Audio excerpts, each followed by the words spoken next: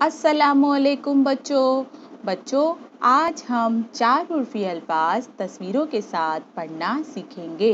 تو چلیے بچوں 4 حرفی الفاظ پڑھنا شروع کرتے ہیں۔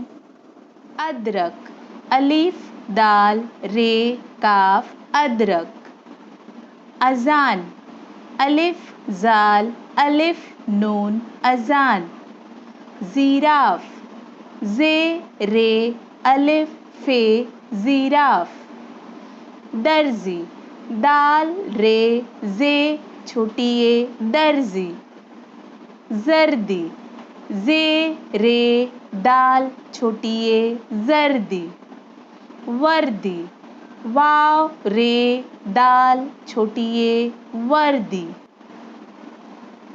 دادا، دال الف دال الف دادا۔ دادی، دال الف دال چھوٹی اے دادی۔ وادی، واو الف دال چھوٹی اے وادی۔ زردہ، زے رے دال ہے زردہ۔ اروی، الف رے واو چھوٹی اے اروی۔ دوات، دال واو الف تے دوات۔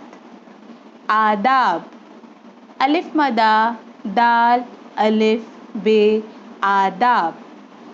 ورزش، واو رے زے شین ورزش۔ وارث، واو الف رے سے وارث۔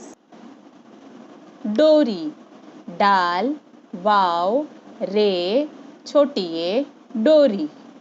روزہ، رے واو زے ہے روزہ۔ زمزم، زے میم زے میم زمزم۔ اردو، الف رے دال واو اردو۔ اڑان، الف ڑے الف نون اڑان۔